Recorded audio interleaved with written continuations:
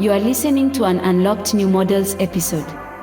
Less than half of our interviews, discussions, audio dramas, or monologues are ever made public. To access all of our content or to join the discussions in our Discord server, visit patreon.com/newmodels or newmodels.substack.com.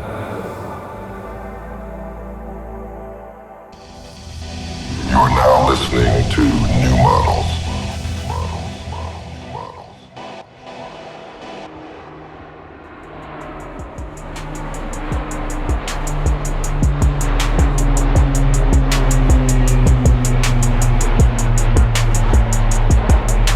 Welcome to New Models. Joining us today is K Allado-McDowell, who is a writer, speaker, and musician. This is just straight website copy here. They are the author with GPT-3 of the books Pharmako-AI, Amor Cringe, and Air Age Blueprint, and are co-editor of the Atlas of Anomalous AI. They created the neural opera Song of the Ambassadors and record and release music under the name Kenrick. Kay established the Artisan Machine Intelligence Program at Google AI, and we met Kay when they were here in Berlin, and we ended up talking about media and... But Kay was here to give a talk at Gropius. That's true, and I saw this talk, right? And that was the night before, next day, exactly. Yes. But I've been, I guess, since all of the spare time we've had, which is very, very little, has been in Kay's work. Without knowing Kay directly, Kay's been really influential and very much in our heads. You're constantly extending the draw distance in my brain, like you're giving me these terms to make sense of this thing that I've been feeling and I've been sensing. And I'm sure a lot of people must say this about your work, that you just push the space of analogy and cogitation a little bit further. And I will say also the book Pharmako-AI, which was written with ChatGPT back in 2020, I believe. Yeah, with GPT-3 in the playground, so different structure, but yeah, back in 2020. So I always knew Kay works very much in the AI space, but has recently, and with this Gropius Bow talk, started thinking more broadly about media in general and AI as a new form of media in itself. Yeah. And that's when I think the doors just flew off the hinges, and there was lots we wanted to talk about. Yeah, yes. Exactly.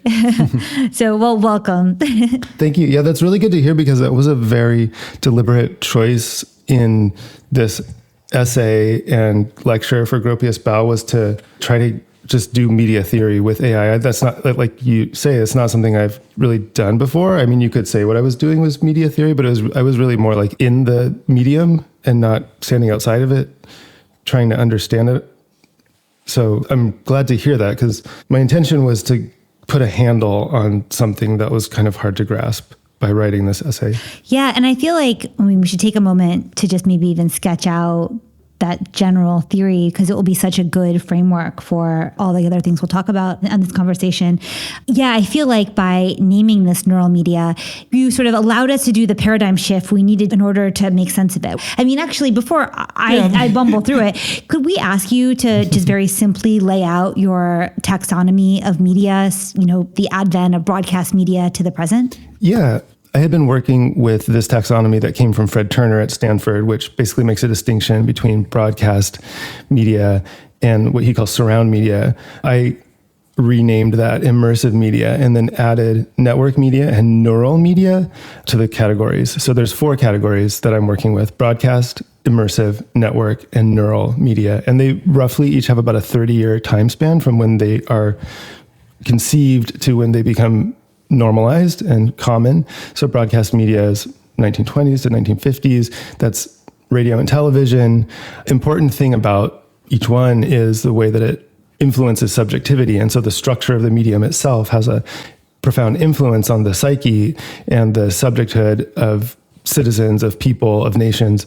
So broadcast has this certain structure where all people are kind of put together in a mass, and the signal is broadcast to all of them at once. Immersive media is intended to be an experience where images are distributed in the space and people are kind of constructing their identity through the way that they move through that space. We're quite familiar with these kind of installations and exhibitions now, but they were really conceived in the 1940s. Network media is Obviously, the internet is the most common example. And so if immersive media began to become mainstream in 1950 and matured into the 80s, then network media begins in the 80s and matures in the 2010s.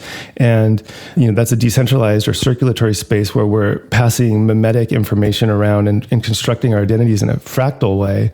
And coming out of that, all of that information and out of those network structures, you have neural media, which would include AI, but could be other things because we're, really in the second decade of that medium, and that the spatial properties of it are that it's high dimensional, the contents are hallucinated, and the identities that we construct within it are embeddings. They are embedded identities. So, when it comes to subjecthood, interpolation, the construction of a subject through ideological apparatuses, each one of these media has its own structure and its own character, and it leads to certain tendencies. And so I wanted to look at AI within a larger category of what I'm calling here neural media, because I feel like AI has gotten a little weird as a term and it just connotes different things to different people. So I wanted to broaden that category so we could think about it in a more general way, as well as imagine what other kinds of possibilities might happen, like Neuralink or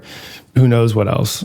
I love your focus on how media produces a subject. That's my favorite angles of media theory.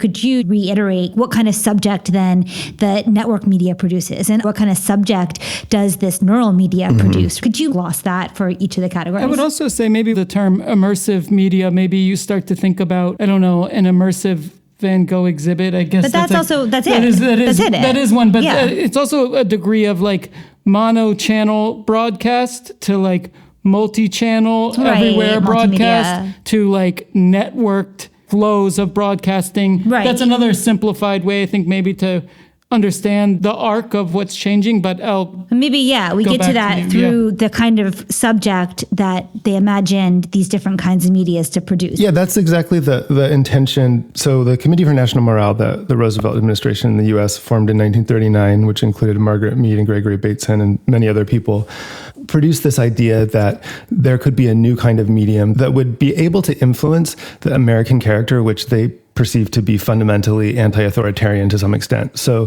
what they saw as the fascistic tendencies of broadcast media, where there's a one-to-many entrainment to a specific signal, they believed that the American subject would not be receptive to that as a form of what they called morale building, which we might also call propaganda. They believed that something more subtle was necessary, and that influence could happen by appealing to this anti-authoritarian characteristic. And so they conceived of a media type which had already been thought of by people like Herbert Bayer, in which images would surround the viewer.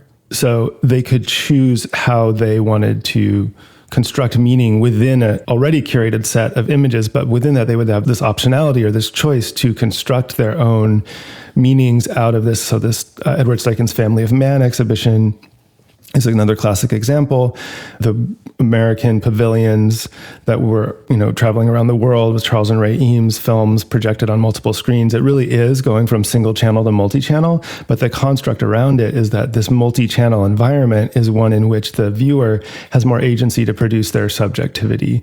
Of course, architecturally, you can see that these are taking place in these domes often, and there really is the full manifestation of that with the Sphere in Las Vegas, right? It's this perfect geometric expansion. It's the same shape, but just huger and with so much more capacity to stimulate people. But this dome is a kind of enclosure, but it also is filled with images. Stan Van Der Beek's Mediadrome, those shapes were all domes, and inside them you have this multi-channel projection. And of course that becomes the countercultural form with the Merry Pranksters and the acid tests and all that.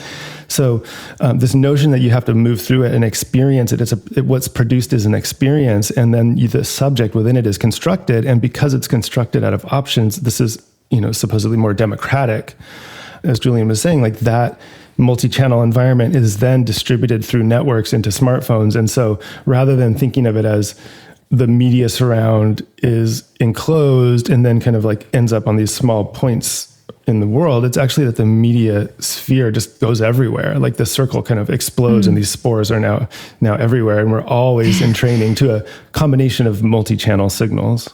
Yeah, I think importantly you say, and maybe this is like Hitler also, that these previous forms, they don't go away. Rather, they become like embedded in the new forms. They have like a role in the new forms. And yeah, I think like in the state of neural networks, all the previous forms are part of that. I wonder if we could get into discussing this idea of neural media, but maybe you want to jump in. No, I would keep it going if we're on this subject. Yeah. Yeah. So you talk about broadcast media, you talk about immersive media, then we have network media, and you say sometime around 2010 we have the emergence of neural media, and it's something that's emergent out of network media. It's like a byproduct of it or something that happens because of it. One of the things we've been thinking through a lot in the new model sphere is what's happened to content. And again, when I say you've really expanded our draw distance, I feel like this is so key. I keep thinking about how content feels empty, and meaning is either assigned upstream of content at the level of coding and programming, creating the platform on which content can be produced, or downstream of content where you have somebody, a creative director or some kind of aggregator who takes a group of random things and says, this is meaningful, right? Or you think about shopping on Shein. So many of those products have no inherent meaning, but somebody chooses it downstream and then says, this is meaningful to me. But in your theory of neural media, I feel like this is finally found language.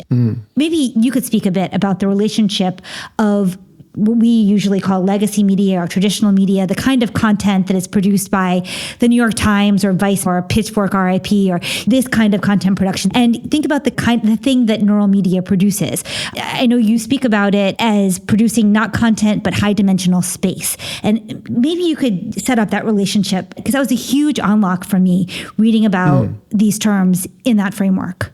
Yeah, I mean, maybe just to make the bridge into neural media, it would be good to talk a little bit about network media. It's something we're all so familiar with. Because one of the things I wanted to do was disentangle those two categories, because they are so entangled. And as you say, like 2010 is when we start to see the entangling. And this entanglement is very much in the McLuhan's mode of the new medium is always, the content of it is always the previous medium. So it fits that schema.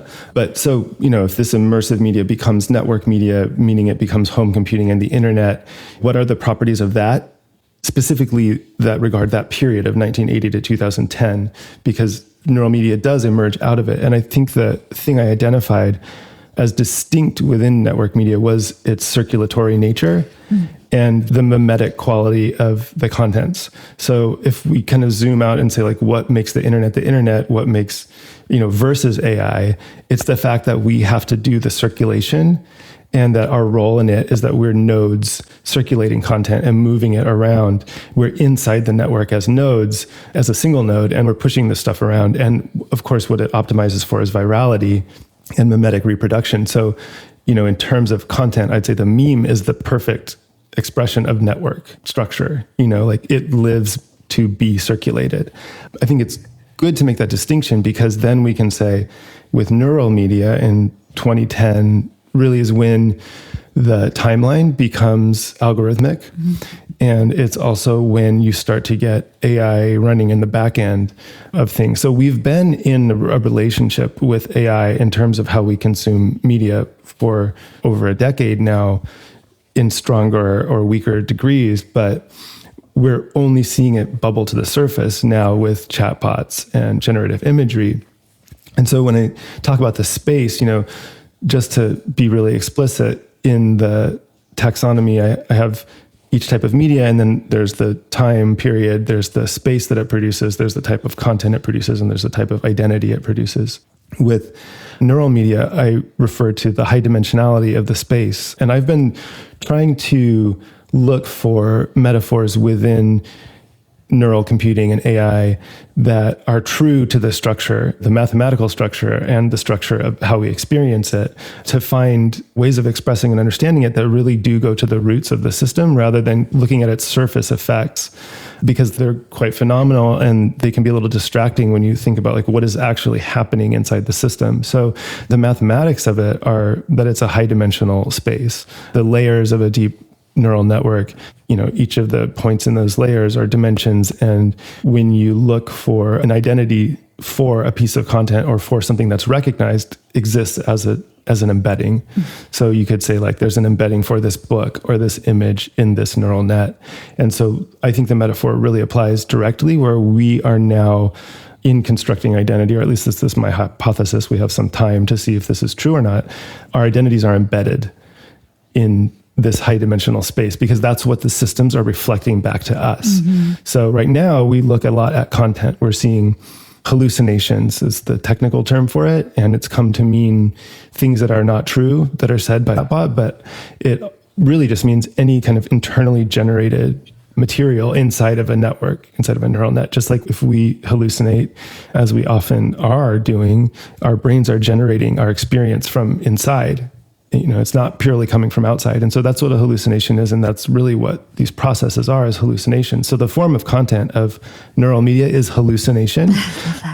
So in terms of what you're saying about things being upstream or downstream, I almost feel like this could be a fundamental property of network media that's coming to manifest in a really clear way, because that has a lot to do with circulation and recontextualization. And of course, that's going to play out in AI in a really fundamental way, because that's the emergent properties of network media become the foundational properties of neural media. Right. God, there's so many things in that. First of all, I love the idea that we see content as this like empty available space because it's now clearly part of a circulatory system. It's sort of like a valve. But also just this idea that in human perception, we're constantly hallucinating. We're constantly filling in the blanks. We have a 7-month-old daughter who's coming into consciousness, and we bring her up far too often on the pod, but it's really interesting to see what she filters and what she doesn't filter, and how she has to have a layer of construction in order to engage with something. She has to have a layer of abstraction. To know to bring the spoon to her mouth, she has to be able to imagine that. And so the human experience is a hallucinatory one. And the easiest test is just like put your fingers to the side of your face, like you have 180 degree field of view, and yet there's no lens distortion. Your brain is literally like flattening that image, making it into a 3D space with no distortion. Right. It's like, and so there's no lens. We can't make lenses that do that. Right. And then without post-processing. Right. Exactly. Like the post-processing in your iPhone isn't exactly false. And I think what it does is it opens up this philosophical question of perception and embodied truth. And okay, so you have human embodied truth. Of course, those memes like the gold white dress are great examples of this. Like, what do you hallucinate? But then one wonders, are these AI hallucinations, are they really false, right? Because based on the embedded positions, they're telling a truth. They're telling like a relational truth, the truth of proximity. And we were trying to decode for this other text some of these Xi'an objects and trying to understand by what logic they get put together. And you're able to see this kind of truth that comes through that's like a totally different one than the one that we would maybe associate with broadcast media, where you have a group of editors, you have an analog, clear professional hierarchy of how a sign gets deployed to a large network. And now you just have this kind of collective pulsing of proximal truths. And there's something super fascinating that is fundamentally, existentially changing what it means to communicate and how language gets passed forward. Probably too much in that, but... Well, I just wanted to respond to one thing that you were saying. There's a theme that ran through all of that, which I think is just important to draw out if it's not obvious already, which is that those areas where the medium reflects something back to us and changes the focus of our understanding is the process of interpolation. Yeah, totally. It's like by identifying it, your subjectivity is then meshed. There's a really strong new intersubjective kind of human communication that's coming to the fore here.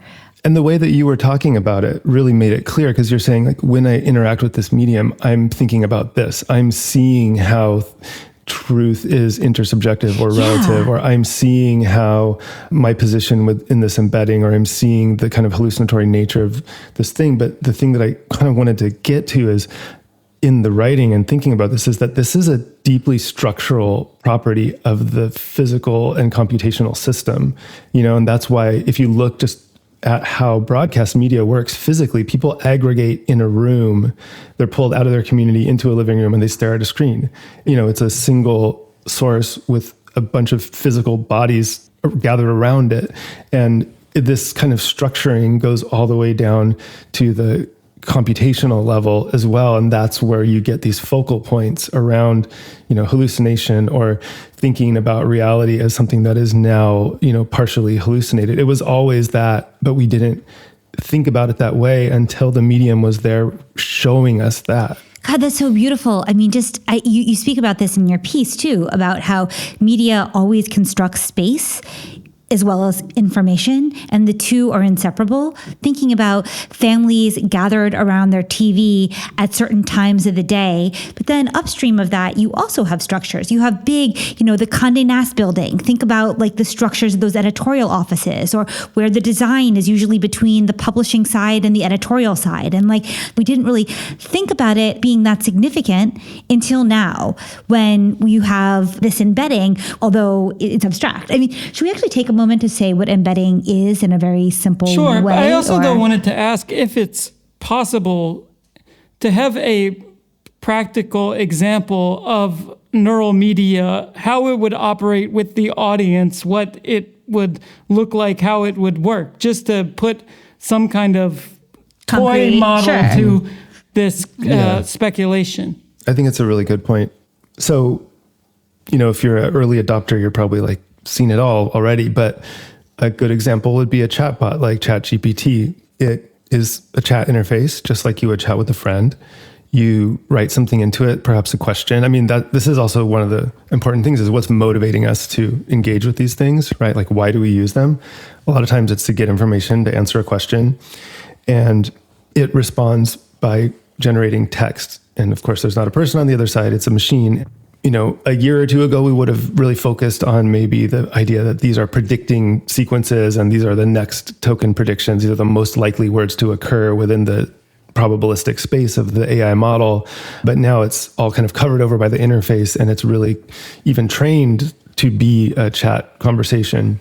So in that sense, you're interacting with a neural network that is hallucinating text and feeding that back to you in the production of meaning. You're trying to get an answer, and that can really easily inflect into your understanding of yourself or your beliefs or something like that, because you're, trying to do things in the world. You're trying to solve a problem. You're trying to figure out why your dog is throwing up, or like trying to understand linear algebra or whatever it is, So that would be one example. AI generated images are another example, where you're typing in a sequence and it's producing an image. And the earlier models like DALL-E 2 or like earlier versions of Midjourney, you would even see the hallucination happening in real time. So it'd give you like each layer, it would start as this blurry image, and then it would start to get more focus, and slowly you'd start to see an image emerge. And now they just kind of give you back the image.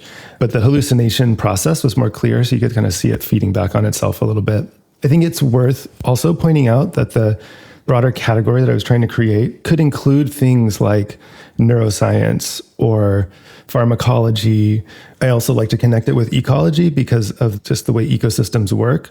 That might be a little bit of a stretch, but I do think the reason being, when you start to think of yourself as a subject through neuroscience, you are now thinking about those things like the fact that there's post-processing of images in the brain, that the fact that information has to be integrated from multiple conflicting sources, like that hallucinatory property of subjecthood is present in how we think about neuroscience and pharmacology. Like if you take a pill or a plant or something with the intention of altering your consciousness, you're directly engaging with your own brain as a neural medium. So I think there's room for the category to expand beyond just AI. And we're probably already influenced by these neural ways of producing subjectivity through science, whether it's like MRI or EEG or any kind of way of understanding the brain. One thing I'm curious about with neural media, though, is how you imagine it producing social bodies or collectives. Oh, yeah. We have seen these kind of flows of affect or media environments that people get swept into, and then the subjects all start to have a certain perception or worldview in common. And I wonder, though, in which direction you imagine neural media going. Is it going to further like individuate people and sort of isolate them in a subjectivity really tuned just for them? Or is it going to make even broader collective subjects? I wonder if you have any ideas about how that dynamic is going to play out. Or is the question like, what is the collective subject that's produced? But then also, what does that do to the individual subjectivities that are part of it? Like those two layers, maybe. Yeah, that's a really good question. Of course, like I said before, we're kind of in the first quarter of this period, the first third of this period, so to speak, if it follows the pattern that I arbitrarily chose, to reflect these different categories. But one area where it connects directly to what was happening before in network media is in the construction of reality, right? Like, so conspiracy theories and the sort of fractalization of identity online, that fractalization plays out in the fractalization of reality into different tunnels. And like, I'm a QAnon person, or like, I only listen to MSNBC or whatever. Like it's kind of starting to happen already where people are breaking into these channels, right? And different realities.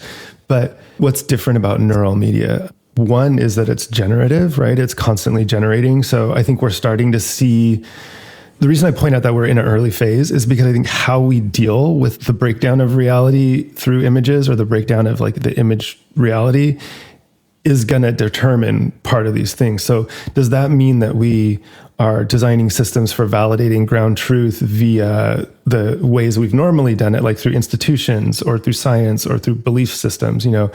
Is this showing us exactly the limits of what can and can't be validated? So I think there's a lot of room right now to conceive of ways of structuring subjects via neural media and collectives via neural media. Right now, it's very individualistic. You have an account and you chat with the bot. This is all inherited from our nodal nature in the network as users of phones or whatever. So we're in the moment where we need to decide how that plays out. There's a couple of specific characteristics of AI. One is that it's hallucinatory, and the other is that it senses. So if we imagine ourselves being sensed by this thing, that's different from previous mediums or media, right? It's different from previous media in that it senses us. Broadcast media sensed us very loosely through market demography. Network media senses us in a similar way with ad tech, and neural media is kind of actively sensing us all the time. So how that happens on a collective level, I think a lot of it does come down to what are the physical affordances, just like with the television and the way space, people are aggregated in space. Is it the smartphone? Is all of our subjectivity and our sense of reality and collectivity being constructed through the UI affordances of a smartphone? Because we're locked into a very specific physical interactive paradigm with that is designed to be one-to-one. It's like it fits about the size of your face, So I think there's some room to define that, but within that we need to understand what are the specific characteristics. It's sensing us back, it's hallucinating, it requires data sets. So, there are collectives that are trying to produce their own data sets. There are open source models, and I think this is an area where we could see, part of maybe what collectivity becomes is a form of generativity. Like the new models bot is out there spamming everybody with new models propaganda, and the generative quality of it is what the collective becomes. It becomes a voice in this chaotic soup of generative media. Yeah, I do have to say, just anecdotally, when I've been playing around with certain AI tools, I realize this playing with a music tool, that to input a prompt yourself is enough of a symbolic kind of agency for you to feel ownership over the output and to feel like, oh, I did that, even though it's really kind of being hallucinated out of the sum total of human, musical production. But it is enough in terms of your feelings, like to feel a sense of ownership over that. And I think that little nuance in terms of how we engage with these is actually going to have some sort of outsized effects. I'm not quite sure what, but that is a distinctly different emotional experience to have. It's different than just reposting a meme, right? You feel some sense of agency or ownership over it. And I think that's one way of a tweaking of physics that might lead to different outcomes in neural media. And I also imagine in terms of collectivities, the way like a Milady or some NFT project, social NFT project might work today, if the group of people actually all have access to a bespoke image or music generator that generates something in a particular aesthetic, but they have the agency of entering what in that particular aesthetic they want to generate, you end up with a feeling of much more agency and ownership over whatever you're collectively creating online or whatever you're collectively involved in. Yeah, I mean, search terms are like that as well. Like my favorite example, of course, is Olivia being like, my friends and I don't have a style, but we do share a certain logic of searching network pathways. And so because they had like sort of a set of, or a shared logic of how to search a network, they felt like they shared a style, even though the end product of that style could be wildly different. It wasn't about the end product of the style. But I love this idea of any collective online having ownership over a certain logic of engaging with a network pathway or a set of key terms, or is that what you're... It's kind of like instead of mimesis, like instead of just kind of like socially copying each other, there's more of a sense that you are creating. I think that's a subtle difference, but one that would, at the nth order, have some significant effects. It's interesting because I almost thought you were going to go in a different direction with that, which is that when you're creating with it, it gives you the feeling of ownership, but you're often being kind of pushed into the middle of the bell curve. And that differentiation of the individual voice as an artist, I was kind of reading it from an artist point of view versus, say, a consumer point of view. You know, so as an artist, it's actually the tendency is to produce the midpoint of the bell curve, but you still have the sense of ownership. And so I think there's an artistic question of how do you use those tools and how do you break them and make your own voice come through? And so in a sense, you're being forced into a collective voice, and that collective voice is coming from one place like Midjourney or OpenAI or something like that. But I think what you're pointing to is maybe a potential for that ownership to exist, to redefine the terms a little bit between a person who consumes content and a person who makes content, and also to redefine where that collective voice is happening. So if a community could train a model, then anybody in that community or elsewhere could use it, and they could figure out their relationship to that generative system, right? So they could say, like, here's the new model's generative chatbot, and it's trained on all the transcripts and all the references. And now if you want to write with it, you are writing with that voice and finding your voice within that voice. I think there's some potential. I mean, I think it has to go that direction, because otherwise we have collectivity kind of wrapped in a semiotic enclosure that's coming only from one source or only from a few big sources. So the open source movement, or even parameter tuning, which is a way of adding extra sources into a language model, or bringing certain sources to the surface of a language model and writing through those, you know, in the case of language models, or emphasizing certain embeddings, right? Emphasizing certain aspects of it.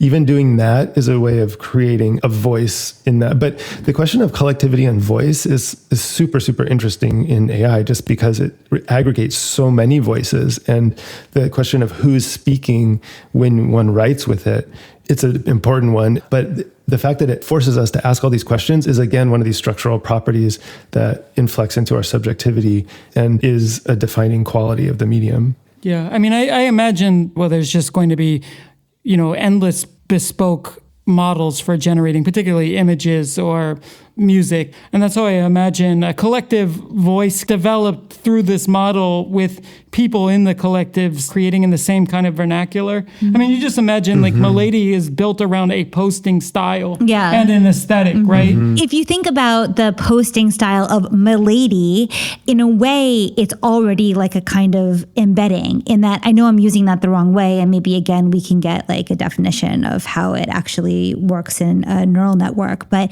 we're thinking about the use of like emojis and these kinds of extra signs, which are intelligible across all languages. I mean, the Apple emoji set, you can speak any language and you generally understand. They're like an international signage. And there's a way that like people will develop posting styles which will give what they're saying a kind of embedding that like supersedes any kind of language. Like a Milady who's writing in Japanese and I would recognize it as a milady posting style. And I am sort of sketching around this because if we take your thesis of neural media, what it produces is this high dimensional space. What is this contract with the future that we're developing? What are we asking the future by encoding language this way? Not that we really have a choice. I mean, this is emergent. It's like something that is collectively happening and we just need to work with it. But like, how are we changing what it is to communicate or store human knowledge? How do embeddings factor in? Should I talk a little bit about what embeddings are? Because I don't think you're necessarily using it the wrong way. I don't think there's a wrong way to use the term, right? I think it's, it has a meaning. It's a kind of address in a high dimensional space. It's a vector. So, if you have like a 3D system, XYZ, then, 1, 0, 1 would be a point, and you could make a vector that goes from one point to another.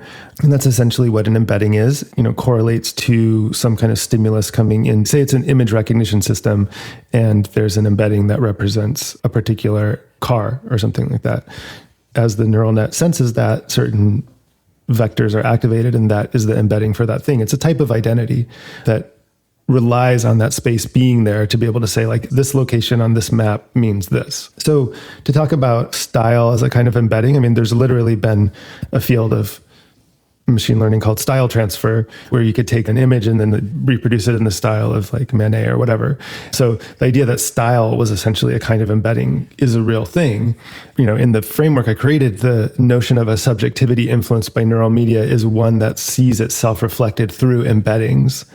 And that right now has a lot to do with image and text generation, but it could have to do with biometrics.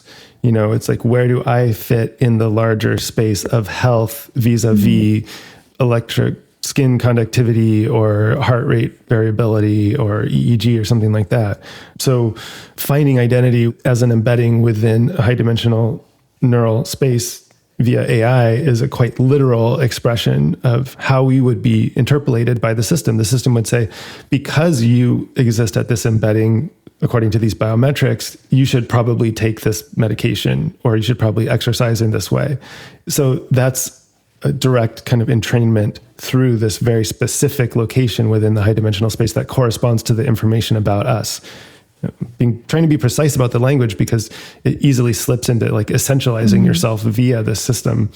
So that's more or less what an embedding is for our purpose now. When it comes to the promise to the future, I think it's an amazing question to just like ask yourself all the time. It's a kind of ancestrality in practice, right? Like, I am an ancestor to people in the future. What am I leaving, but what commitment am I making? And how does that influence my thinking now and what I do now? I really like that question. I guess when I zoom out and look at it that way, it's like quite remarkable that we've actually been able to aggregate human knowledge and make it accessible through, I work for Google, so every time I say the words like information and accessible, like I immediately think of Google's mission, which is organize the world's information and make it universally accessible and useful, which of course has lots of problems and is tied up in all kinds of politics. But the idea of just AI as a system for recording information and transmitting it into the future, is it resilient? Will these systems be accessible, after the apocalypse or whatever, or after 2025 even, who knows? But the notion of this as a commitment, people talk about the Library of Babel, which has like interesting positive and negative connotations. That's been a metaphor that's been thrown around a lot in the space in the past culturally. But I do think the idea of a library or just like aggregating information, it's easy to be cynical about a lot of how all this stuff works, but the fundamental property of recording information and making it accessible to more people than it was before, it is very accessible in the sense that you can frame the question, right? So if you were searching on the internet before, you had to rely on somebody having asked that question and recorded the answer somewhere, or, the system's ability to infer what you're looking for. And this language interface is, you can answer really bespoke questions. You can get very specific. So I've personally used it to learn ChatGPT. I've used it to learn a lot of math that I didn't understand before. And it's extremely patient, and it can drill down into like every level of detail. So those are really positive things that I think are kinds of commitments to the future. But then the infrastructure itself, I think that's where you get into like, okay, what is the actual commitment that we're making to the future? Is it rare earth minerals and like e-waste and water use and energy use? it's all happening at once. Yeah, totally. I mean, because I think that the commitment to the future is contingent on that interface. I mean, basically saying that we're going to care for systems of interpretation, of rehumanizing the language from its mathematical representation to something that's human readable. So it's caring for the just like caring for books was the way you did it in the past. Now it's caring for this infrastructure, which, yes, as you say, has like some relationship to certain supply chains. I guess the question is, and I find this a lot also in the crypto space, is ground truth continues to be seen as somewhat of an afterthought here. It's like the Oracle problem in the crypto space, where they imagine, we'll solve the Oracle problem. The Oracle problem is how to make sure that a physical object is accurately reflected digitally on the blockchain. I don't think you can actually solve that without like total absolute surveillance. So here as well, it seems that the more complex our digital media infrastructure gets, the fuzzier and more difficult it is to discern ground truth. So I think the question, Carly, about the future, or maybe your concern, was you have the question of like referent versus like sign and the signified, like that relationship's becoming ever fuzzier, which is cool. I mean, it's not like I'm concerned in the sense that I fear for humanity, more like I'm curious about it, because I think we're going through a really interesting transformation right now as a species. I literally will say that, because the way we're communicating, we're going through a very big leap right now. And there's something to be said for the relationship between a sign and the thing it's signifying becoming like a fuzzy relationship. Right. I think this Oracle problem is well framed, because that's the issue with the fuzziness of signs and signifiers, is that like everything's melting, the image is melting, meaning is melting. You can construct whatever reality you want to live in. And when do those things get tested, and how do you actually find ground truth? And the problem that people are running into, it's like, my aunt's a crazy mega, and like she keeps going on about this thing, and I try to tell her it's not true, and she won't believe me, and now we don't talk to each other. It's like that kind of stuff where there's no grounding, and there's no, even like, the flat earth idea, right? It's like people are literally going out and like trying to test whether or not the earth is flat, because they've, been like, whatever you call it, like flat earth pilled. And they're like, well, we got to find out if the horizon is curved, and we're going to get in a boat. And it's like, they're actually trying to find ground truth because of a mimetic idea about reality that has like infected their brain, just like all the other ideas have infected all our brains. And so, who is the mediator of that ground truth, I think, is the question politically and for collectivity. And this is what alignment is supposedly about, right? So if it's like OpenAI, ChatGPT would, at certain points, if you were like, what's the astrological meaning of X, Y, or Z? It would be like, astrology is not real, and you're like, okay, is that for you to say, ChatGPT? Maybe, but like it's conforming to a certain idea of what ground truth is that's like technocratic and comes from an engineering culture, et cetera, et cetera. But that's just like one example. And there's like, I'm sure there's millions. So who is responsible for creating that? It just probably shouldn't be big tech companies, and it can't be a single source no matter what. So is it institutions? Is it from the ground up? Is it the Milady schizo posting bot is where I'm going to get all my ground truth from? We haven't figured that out yet. And the technical affordances are there to actually have a diverse ecosystem of these types of ground truths. And like, honestly, just because people have leaked model weights is partly the reason. So it's a little bit, cyberpunk in that way. But I think that's what needs to get hashed out over the next 10 years, probably, is what is the engagement between these like information transmitters and training data and data sets and like culture and collectivity and politics and institutions? Because in the past, institutions were the arbiters of truth, like whether it was the church or the academy or the library or whatever. It's like we would go and ask them, and they'd say, this is the reality, and okay. And if it conflicts with our ground truth, then you have cognitive dissonance, and then you have, whatever, like Lutheranism or something like that, or like science, the scientific revolution or whatever. So I think this is the question to answer, but the answer isn't even really like a theoretical one. It's a practical and political one. And like, it's how do you get those institutions or other types of collectives engaged in that process of creating these media systems and disseminating their perspective. And then how is all of that mediated? Because right now we've got humans plus bots creating a shitstorm of ontology in social media, and you just amplify that by however many factors with automation.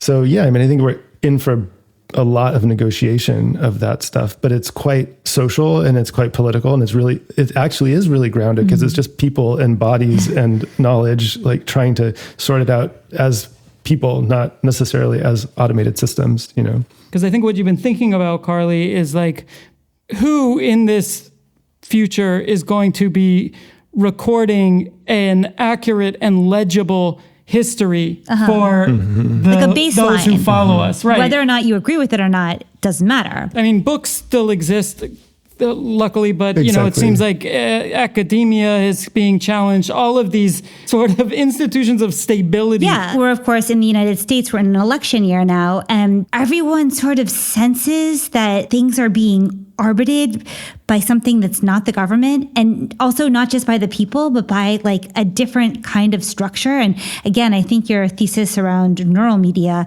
points to what that is. Like, that's really how we're being organized. That's our governance structure, for better or worse. I wonder if you have any impressions of like what governance. So if we think about how like broadcast media and 20th century political statehood, those two things, they could use each other to control the masses, for better or worse. But like, what does governance in the age of neural media look like? What structures are involved, or have you spatialized that in some way in its devirtualized manifestation? Yeah, I mean, I have a speculative answer that's more like projective than it is descriptive or analytical.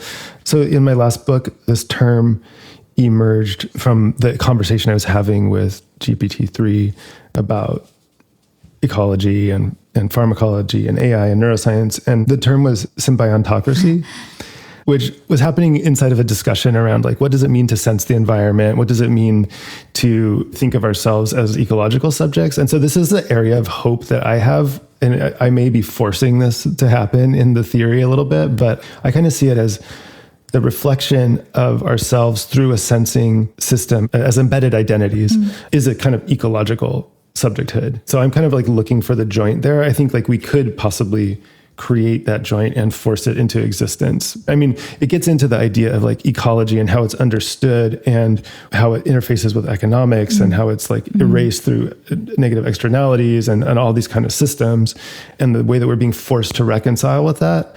So I mean, I think you're either kind of zooming into this black hole of infinitely generated meaningless content that has no grounding, or you're actually trying to ground. And what does grounding actually mean? Grounding through politics is very anthropocentric. So is there a type of grounding? What does an oracle for the earth look like? You know, what does it mean to think in that way? And I think there's not really an option to, well, there is an option, but it's just destructive to sort of continue because this is a very amplifying cognitive technology. So if we amplify in the direction of anthropocentrism, we're just going to keep getting what we've had. And it does seem like that's what's happening. But some of my work does involve like trying to figure out how we can open identity into ecology. So can we point AI and neural media towards ecology as a way of escaping that black hole?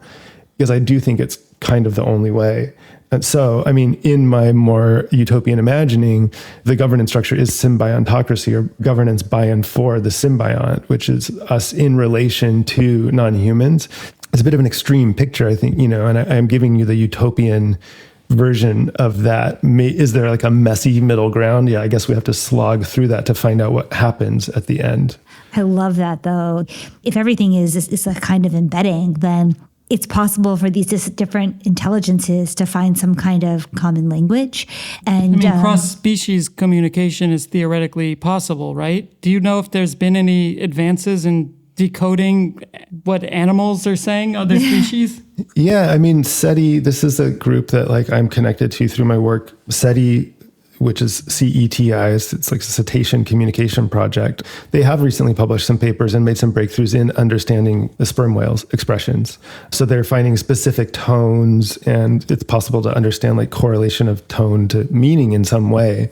This is like, I don't want to make it sound politically simple to do any of these things, right? Because there's already questions like, if you could generate whale song, what is the ethical use of that technology? Does playing it back in the ocean pollute the ocean in some way, you know, or your data set even?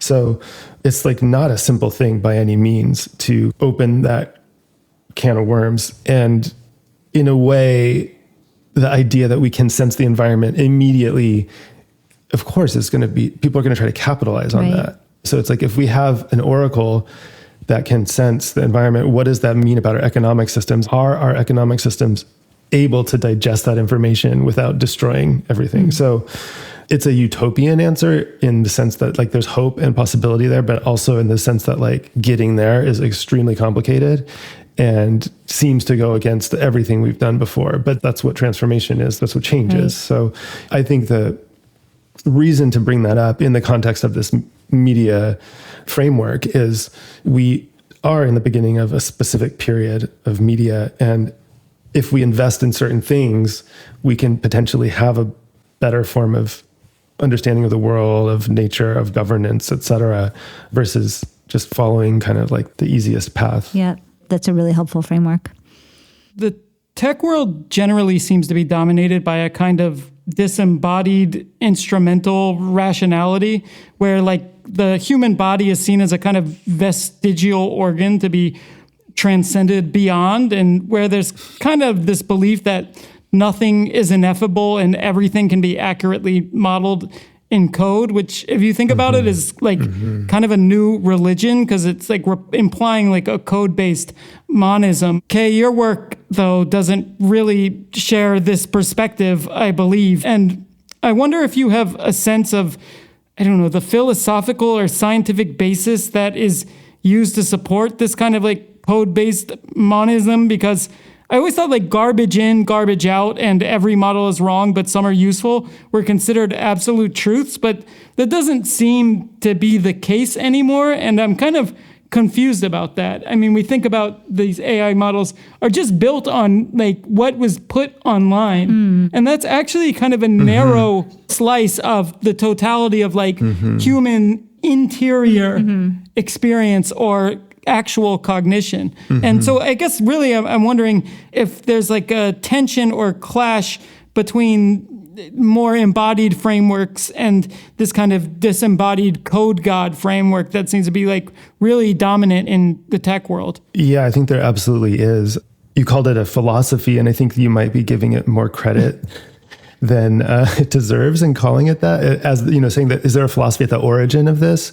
And of course there is philosophy at the origin of it, but as it's lived out in tech, like, is it a philosophy? I don't know that it has enough conscious consideration to actually be called a philosophy in most cases, you know, not to be rude, but I think maybe the origin of it isn't necessarily in philosophy and more in a kind of maybe practice, but also trauma. You know, I think there's something kind of like how do we get disembodied? You know, like we try to leave our bodies. And I think that there's sadly a lot of that kind of affective experience going on in tech. Is just people not wanting to be in their bodies. And like, you know, despite like the yoga classes and the organic cafeteria and everything. So I don't know, I deal with this stuff all the time. And one way I framed it in the writing for Gropius Bao in the previous essay called Designing Neural Media was in terms of the relation to AI and the way that people receive chatbots. You know, there's one way of looking at it that's kind of seeing a self in the bot. I called it model as self. So you see a self in the model. And then there's another way that kind of stems from this disembodied instrumental rationality where you say you see the self as a model. So people see reflected in the ability of the bot to use language. They say, well, that must mean that because so much of my reality is structured by language, that I am also a model. And, you know, we'll kind of easily give up these things like a soul or consciousness even, you know, and I feel like there's some choices being made there to kind of how people identify. But the fact that one would see a a neural network performing language and say like, well, that's just about all that my consciousness is language. So therefore this thing must be a conscious entity like myself, or that I must just be a model. Both of those are so dependent on language being the structuring element of identity. It's interesting that you see these things like Blake Lemoine is the classic example, is the Google engineer who thought that the AI was sentient and needed to be protected and ended up getting fired. Like that example really shows you the role that language plays in that, because nobody has yet done that for an image generation model. Nobody's been like, oh my God, we need to save this image generation model. We don't think of identity as being based in the ability to generate images, unless you're an artist. And then there's all those problems that come with that. So I think a lot of the disembodiment and the instrumental rationality worldview is like maybe not as considered as it could be, but it's also rooted in a very linguistic approach to identity. Mm-hmm. Do you see AI as having the potential of actually, I don't know, pulling back from that framework a bit, or a new kind of AI being able to operate in a different way? Because one concern I have about the sort of coming ubiquity of AI is it's just going to like supercharge that really like language first, language as the foundation of all human activity framework that a lot of, especially influential and powerful people are in right now. Mm-hmm. I think there's definitely that potential. I was just listening to an art podcast and they were talking about what are the trends for 2024 and the ubiquity of digital media. They're saying, well, every time this happens, we always get a swing back into craft, if it's the arts and crafts movement, or maybe like performance art in the body or something like that. So I think there's a natural desire to balance that out for people. Like we know that it doesn't feel right to be so disembodied all the time, in terms of how do we narrate this change, or how do we leave a record of what's happened here? The old media still exists. Yeah. People still write books, people still make physical artworks. And I'm personally finding I'm on the hook for an art show in 2025.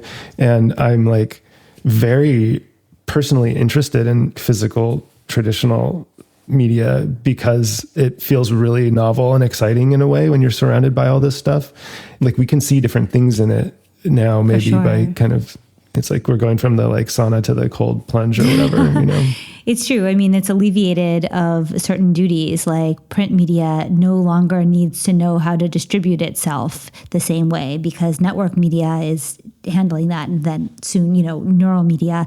But it's an excellent archive, unless your basement gets flooded like ours did today, in which case all of your stable print archival objects are, overwritten by Mother Nature. They're still more legible than a dead hard drive. That's true. Yeah. That's true. Yeah. And a solar flare could be the equivalent. That's true. Exactly. It's fun to think about like what are things that persist beyond those types of contingent structures. It's like the nuclear radiation design problem of how do you make a message persist over a vast period. And one area where I'm personally kind of invested is in practice. Like I'm doing this opera and I'm trying to think about how to develop new practices with health and with science, but also like just practice in general. And so, practice is something that is transmitted through bodies, like a city or even the language. It's like a structure that lives on top of individuals and populations and kind of has its own independent existence. And so maybe part of the way to commit something to the future is through practice, or is through like collective practice, or like teaching people how to do things that they can then pass on, and designing those things with that in mind. I mean, since we're talking about embodiment and memory, it does come to mind that maybe, I haven't thought through this too much, but maybe creating practices and transmitting them through physical social embodiment is actually a more resilient structure than any particular medium might be. That's so interesting. I mean, it just made me think to use the word embedding, not in the way we've been using it, but think about how much knowledge that's separate from the superficial goal, like cooking. Yes, you're teaching someone how to make a certain dish, but you're also passing on certain values about the certain foods and the certain flavors. And so there's so much that's embedded in these practices. And that's ancient. I mean, that's as long as human communication. So I like this idea of a kind of analog embedding, of an embedding through human practice. And yes, that's something that's durable because it's infinitely reproducible and will continuously optimize based on whatever conditions in order to be passed along further. There's another element to it, which is the kind of evolutionary mechanism by which you have to get somebody else to enjoy doing the other thing so that they will continue doing it. And like the sort of viral nature of that too, you know? Yeah, it's interesting. Yeah, that's so true. This might just end up being a reiteration of things we've discussed, but I think it gets to the core of what we've been talking about. This was from your essay, A Healing Art, 3 Kinds of Hallucinations. In it, you talk about hallucination and the fact that during a psychedelic experience, you started seeing AI images like Mid-Journey style being generated, which is, I mean, really...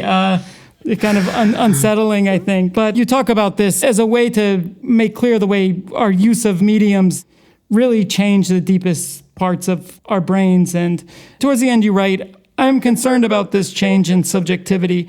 It will demand new skills of us. It will make us more porous, more used to being porous, and require that we become more aware and stronger in immunity. It makes us prey and predators in an ecosystem of meaning. It makes orientation difficult. We've been losing our ground and must find it again. And I wonder if you could just take us through that, being more porous, this sort of strengthening our immunity, which I imagine is sort of consolidating our sense of self as an individual. But also, I mean, how do you imagine this competitive ecosystem of meaning? What are the implications? And also meaning itself, especially when it comes to language. But I'm interested in the prey and predators in the ecosystem of meaning. Yeah, I think I've often thought about it in terms of productive paranoia. Questioning where ideas come from or thoughts come from is a kind of way of creating identity, but also creating immunity to those thoughts as part of the environment that you're in. In the past, I kind of thought of that as the productive paranoia would be in contrast to NPC-like behavior, where you're kind of just running a program. But I've actually started to think that maybe there's a productive NPC mode of consciousness also, where you can say like, you know, this is kind of coming from a friend who had embraced this idea, you know, but like, I trust this source, therefore I'm not going to do a lot of extra cognition around this topic if I can get meaningful information from this person or whatever.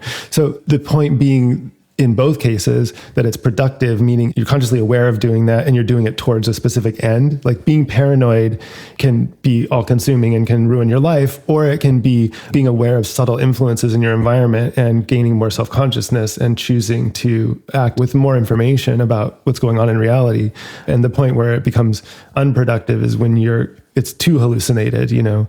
And the same could be for NPC mode, you know, like it's actually quite productive when you're like carefully choosing what you're going to automate and what you're not. But to get to more this like ecosystem of meaning, you know, Pharmako-AI in many ways, my first book, it's very much about me starting to understand how meaning lives in different domains. So like the engagement with biosemiotics in that text is very much about like, where's language happening at the level of physical being, you know, with animals in particular, and camouflage as one of the most important examples. Images that have meaning are produced through evolution. You know, where's that meaning? Like, where's the consciousness of that meaning? Is it in the animal? Does it even exist at all? Is it in the ecosystem? Is it between species? And the movement of meaning into this interspecies space where meaning is now happening between species or at an ecosystemic level. It's not just a sign that happens in one mind. It's actually emergent between species, and it's serving different purposes for both species, you know? So like the example would be the moth that looks like an owl. You know, when an owl sees it, it's seeing an owl. Does the moth know that it has that face on its back? And so there's a way that meaning is acting and operating independently of any individual element in the system. So this became a kind of analogy for how we might engage with meaning-making systems through AI. You know, there's meaning happening. It's happening between species. It's happening almost independent of any given species or any given individual, but it's still there. And I think maybe a similar thing might happen, but a major theme in that book was like finding this meaning-making process, kind of extending into all different areas of life. And so language is another one of those where we're making it, it's making us, it exists independently of any individual, and even to a certain extent, independent of species. Like I talk to my dog and he understands me, So like, where does that meaning exist? It's somewhere, but it doesn't exist in the way that we're used to. Like this coffee cup is like sitting on my desk. So that is porosity. And again, like these things have always existed. We've always been breathing air and drinking water and have gut biomes and all this stuff. So the fact that it becomes more visible under certain conditions of media has something to do with media, the definition of what that media is. I mean, this is actually like a Burnett Corporation reference, but I remember when there was the Deepwater Horizon oil spill and there was just like a live stream trained on the leak. And they then did a whole show on leaks. And I just remember thinking how genius that was, because around that time was around the time that neural media, according to your taxonomy, would have begun to take hold, and how everything just started to feel very leaky, like our linear models of media distribution had started to break down. And it was as though the tubing had perforated and there was a new porosity to these channels, but also to us, right? And that like there was a higher degree of intersubjectivity. It was so clear that those containers that used to hold things in straight lines no longer, or you think about like WikiLeaks, subconsciously, I think we were aware of this coming porosity and how meaning was going to be co-produced. And again, I mean, this idea of embedding is so, I just keep repeating it during this conversation, but it really is in my mind, how you're just going to have like a vector point in space. And you just imagine this like model with all these lines being shot through it, like some kind of prism that's just like lit up with like lasers going through it. And that's kind of my model for what media looks like now. It's not linear or non-linear. Maybe it's holographic, but it's just this is the embedding space, is it more than 3 dimensions? Yeah, it can be millions of dimensions or billions. And when you think about it as a system, it's like each of the nodes or location in that space would have that many dimensions. But the interesting thing is, in order to see it or to read it, the dimensionality has to be reduced. And so you're always in this operation of dimensionality reduction. It's making sensible something that is kind of beyond our everyday sense of space. Right. It's the challenge to our sense of space that emerges, and it has to be translated for us. The best we can do is imagine 3 dimensions in motion, right? So that points, so that every point at some point is aligned with the other points. There's always a it's a totally topological space. No spaces are actually far. So many spaces away. Is that correct? Yeah. I mean, what you're saying about spaces not being near and far is really interesting, because a lot of, there's this thing about linear separability. Like, can you take a 2-dimensional surface covered in dots of different colors and draw a line that isolates them into different colors? And it's like, can be quite difficult to do if they're mixed in with each other. But if you move it up into a 3rd dimension, you can do it much more easily. Visualizing higher dimensions is like a classic fun thing to try to do with like hypercubes and flatland and all that kind of stuff. But I did read one ML researcher, I don't remember who it was, but it was one of the sort of like canonical ML researchers saying like, nobody knows how to visualize 17-dimensional space. The best you can do is just imagine 3 dimensions and just yell the word 17. So I think that's kind of like where we're at. I can imagine 4 dimensions. Well, you've done a lot of drugs. I mean, like you were asking about the hallucination, seeing the images, hallucinating within my own brain, the AI hallucinations and this kind of conditioning and porosity and dimensionality. It's like all kind of mixed up in that experience. Taking psychedelics does make more connections in the brain, right? So the dimensional space increases theoretically, but also like experience is drawn into it, and these kind of experiences of other dimensional space getting folded in. I'm kind of putting myself in the coal mine as a canary intentionally with all this stuff, just out of like curiosity or perversity or whatever. But I do think that there is something in that experience that points to the way that multiple types of porosity start to interact with each other. And then like, where am I in that experience? Like how am I constituting myself in relation to that? Because it's okay. It's actually was really cool, like it's okay for those images to be in there, as long as I know what my relationship is with them, and how I'm dealing. If I'm unconsciously being kind of manipulated by them, that's a different thing.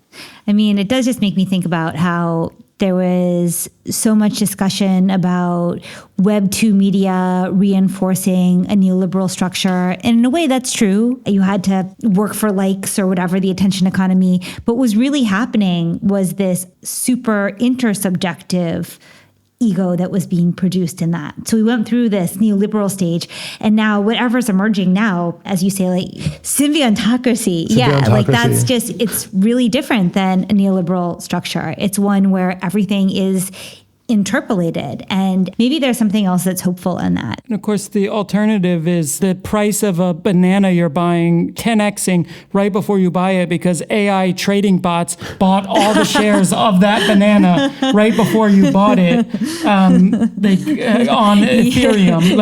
So, right. I mean, that's true. That's true. true. The abstract layer of global finance and how that's going to, which true. is already That's true. this insane parasitic runaway feedback loop that is so detached from material reality and material life, embodied life. Yeah. How that's going to interact with AI is probably the scariest thing, and we did not even talk about it. Yeah, I just want to say, like, you're right, and I think it's an ecological condition that is fundamentally different from neoliberalism, but if you want to put it into a geopolitical context, like what is our context now? It's multipolarity, right? Yeah, right. And so this interconnectedness does not preclude conflict. Totally. I think that's the thing about like ecosystems. You know, it's like the ecosystemic image that we've been given is kind of like, look at this beautiful thing that we have to save, but everybody's constantly getting killed inside that thing by each other, you know, for food. Yeah. So I want to be clear that I'm not trying to promote a necessarily utopian idea by talking about the ecosystem, but it is more of just a fundamental reality that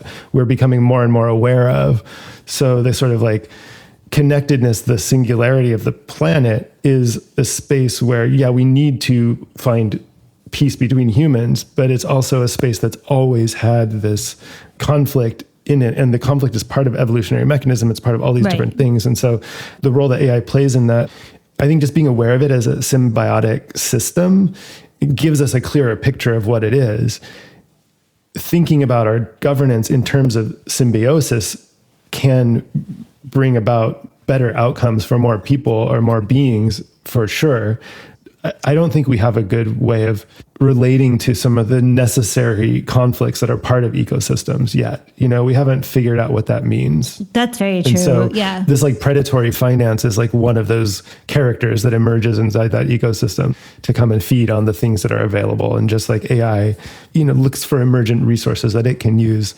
I think Taylor Sheridan needs to add one more show to his long list. You know, he's done like 1893, 1923, Yellowstone. He's done all these different things. Pivot into sci-fi? He should do, right. He should do like 2143 and just talk about like, you know, the ecosystems of AI and that's going to be the indoorsman versus outdoorsman. That's true. That's true. That's true. But I think make bits molecules again. It's my political platform. Yeah, platform. MBMA. Oh my gosh. Well, Kay, I hope we can continue this conversation because I feel like it opens up this massive cosmos. But I am really grateful to you for giving us these hours this morning to discuss all these terms. We'll, of course, link to everything published that we referenced here. And also, you have 3 excellent books already out that we did not talk about because you've talked about them in other places, and we wanted to get the alpha. Right. So you've just given a talk at Martin Gropius Bau here in Berlin, and you've published an essay related to that. Where can people access this for themselves beyond the New Models podcast? Yeah, so that essay will be translated on the Gropius Bau website by the time this is out. And I did give that lecture for Han Art Forum, a project organized by Yu Kui around 21st century cybernetics. And so that will hopefully be available like on YouTube or something. And then the big thing I'm kind of working up towards is the summer after this one, I'll be launching the full world premiere of my opera at Lincoln Center in 2025. And so a lot of the ideas that we're talking about are kind of in here and ideas from Pharmako-AI. And I just wanted to shout out the reading group that the New Models Discord did with Pharmako-AI the year that it came out. I have a recording of people kind of reading a poem one line at a time in the collective. And it's really one of the cutest things that happen around that book. So, well, I'm so glad that you were able to hear that because, I know that your work has been really important for the New Models community and can't wait for the opera. Fantastic that you're translating this into that kind of a format. Absolutely. And thanks so much for inviting me onto the podcast. It's been a really fun conversation, very productive for me too. Yeah, I do look forward to seeing what everybody does with these ideas. Cool. Thank you. And Thank yes, you. we're looking forward to more media theory from you. And Yeah, exactly. Well, you're welcome to come on and talk about whatever comes next anytime. Thank you so much for the time today. Fantastic. All right. Thank you. Thanks. Thank you. Have a good Friday. Ciao.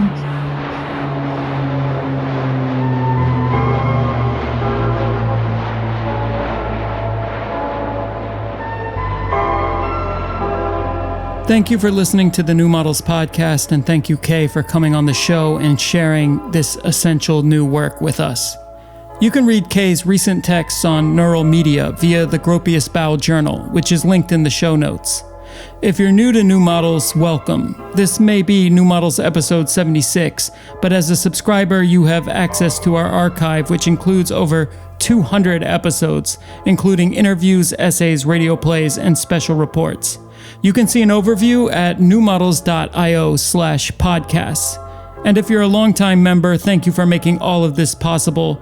Coming up on 6 years, and we've got a lot more in the works for you. That's all for now. Happy spring, and see you next episode. This has been a New Models production. Editing and mixing by Lil Internet. For more, visit patreon.com/newmodels or newmodels.substack.com.